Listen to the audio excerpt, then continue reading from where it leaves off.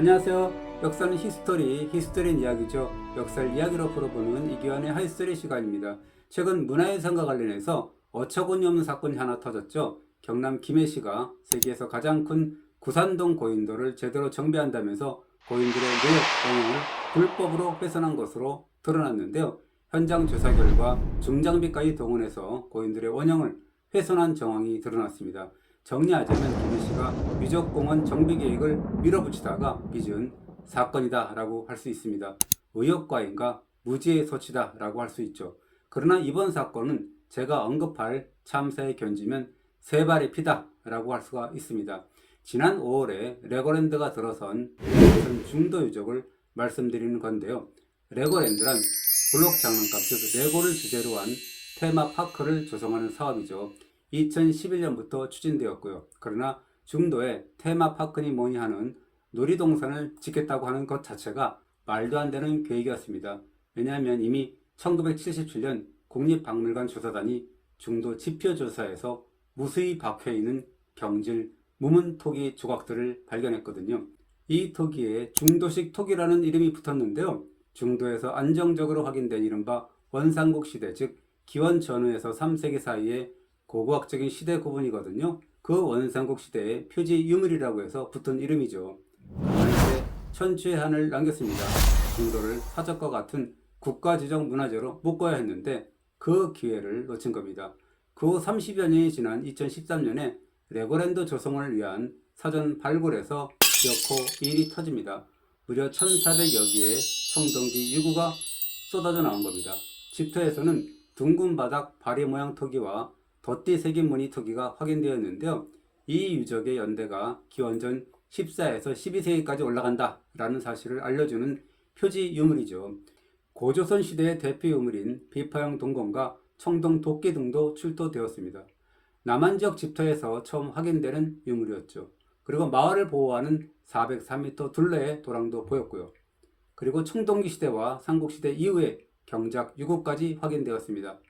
2017년까지 진행된 발굴의 성과는 참으로 놀라웠습니다.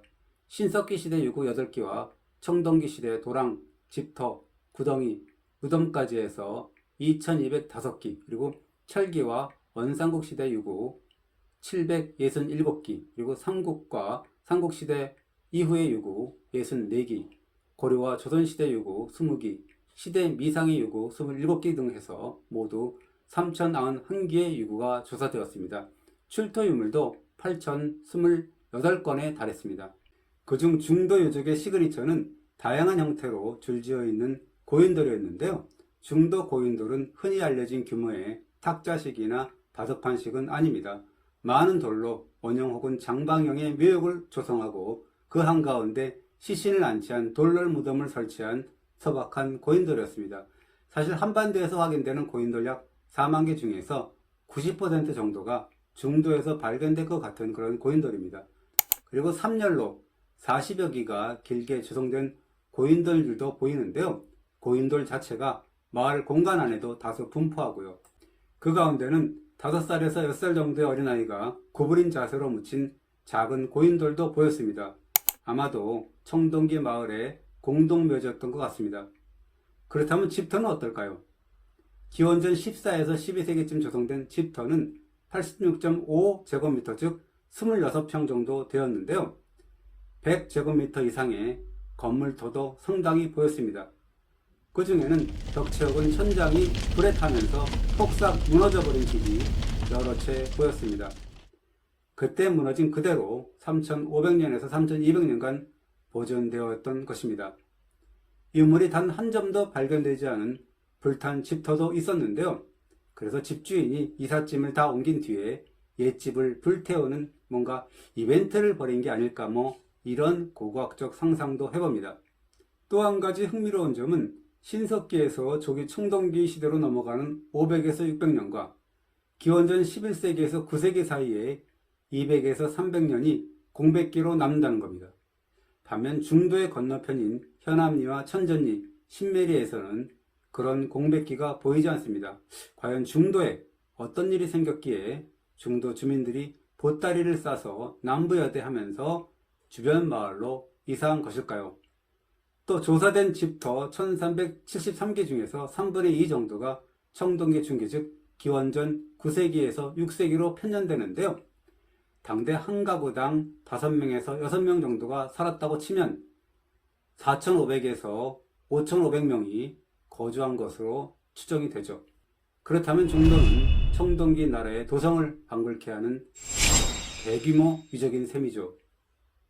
이 정도면 레고랜드 위치 계획을 초기 단계에서 바꿔야 했던 것이 아니었을까요? 서양의 플라스틱 놀이공원 말고 세계적인 청동기 유적공원으로 말입니다. 그러나 그러지 않았습니다. 레고랜드를 유치한 당시 최문순 강원도지사는 물론이고요. 2013년 7월에 중도를 방문한 박근혜 대통령은 레고랜드 사업을 5대 현장대기 프로젝트 지원 사업으로 꼽아서 독려했습니다. 여야를 막론하고 개발 계획을 밀어붙인 거죠. 이 과정에서 새로운 논리가 등장했습니다. 무작정 보존만 해칠 게 아니다. 보존과 활용 측면에서도 고려를 해야 되는 거 아니냐. 개발과 보존, 활용에 3마리 토끼를 잡아야 된다 라는 나름 그럴듯한 논리였습니다. 이에 따라 청동기 유적 61,500제곱미터와 철기 삼국시대 유적 32,000제곱미터만 보존키로 했고요. 레고랜드 안에는 유적공원을 조성하고 조사된 유구들을 옮겨 보존 전시하는 별도의 전시관을 만든다 라는 계획을 세운 겁니다. 과연 어떻게 하겠다는 걸까요? 발굴 조사에서 확인된 엄청난 규모의 집토와 경작, 유구 등은 매립 복토되었고요. 고인돌 150여 개 중에서 100여 개도 역시 흙으로 덮어버렸습니다. 한마디로 말하면 3,500년 전, 3,400년 전 청동기 시대 고인돌 위에 서양의 플라스틱 놀이공원을 조성한 셈이 된 거죠. 더 큰 문제는 이전 복원 혹은 이전 전시하겠다면서 일단 해체해버린 고인돌 48개입니다. 그 중에 이전 복원 대상이 36개, 이전 전시 대상이 12개입니다. 이렇게 철거한 48개 고인돌은 검은 비닐 안에 넣어서 잡석이라는 이름을 붙여서 비닐하우스에 야적해 놓았는데요. 지금까지 8년째 임시 보관되어 있답니다. 하기야 돌이 고인돌일 때야 가치 있는 유구죠. 해치되는 그 순간부터는 쓸모없는 잡석으로 전락하게 되죠. 따지고 보면 기원전 2500년부터 수천 년 동안 이어진 중도 유적을 까부수고 그 위에 플라스틱 놀이공원을 만든다는 것 자체가 무리였죠. 그것도 확인된 유구 3천여 개 중에서 유적공원으로 이전 복원되는 것은 100분의 1도 안 되는 고인돌 36개 정도밖에 안 됩니다.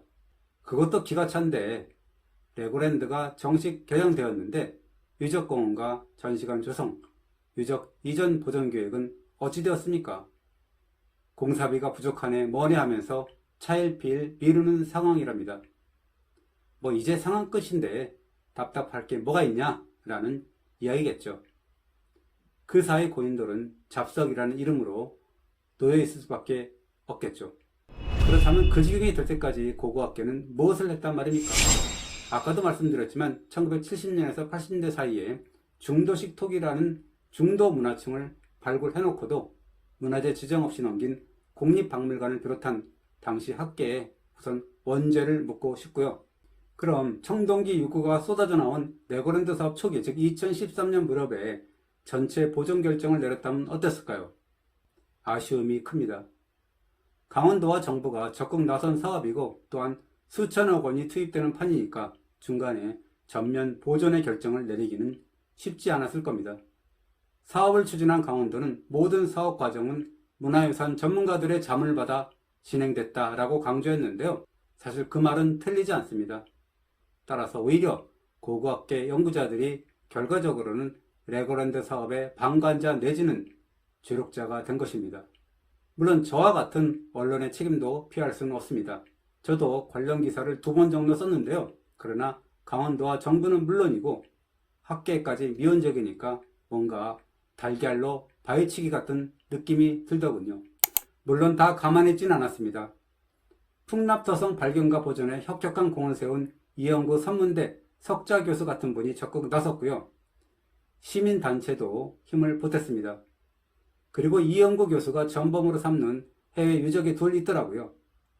하나는 일본 규슈 북부인 사가현의 요시노가리 유적입니다. 이것은 워낙 낙후 지역이어서 공업단지 조성 공사가 계획됐고요. 그러나 발굴 결과 야요이 시대의 유구 3천여 기가 쏟아져 나왔습니다.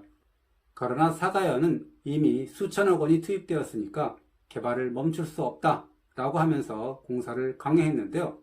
그러나 시민단체가 일어났고 언론이 나섰으며 일본 문화청까지 호응하자 사가현도 입장을 바꿨습니다. 공단 조성을 포기하고 유적의 전면 보존 및 복원을 결정한 겁니다. 불과 며칠 뒤면 파괴될 운명이었던 요시노가리 유적은 극적으로 보존되었습니다. 중국의 대표적인 신석기 시대 유적인 뉴허령은 어떨까요? 중국 정부가 2013년부터 1,700억 원을 들여서 대형 유리돔을 씌운 유적 보존관을 완공했습니다. 저는 김해 구산동 현장 사진에 등장하는 중장비를 보면서 춘천 중도에도 나타난 중장비를 떠올리게 됩니다. 불법으로 손을 댄 구산동의 사례는 물론 잘못된 일이죠. 그러나 멀쩡한 고인돌을 작석으로 처리해버린 춘천 중도의 사례는 괜찮다는 겁니까? 법을 다 지켰다는 이유로 저라도 머리를 박고 있어야 될 것 같습니다. 오늘도 잘 보셨다면 구독 눌러주시고요. 좋아요도 부탁합니다. 감사합니다.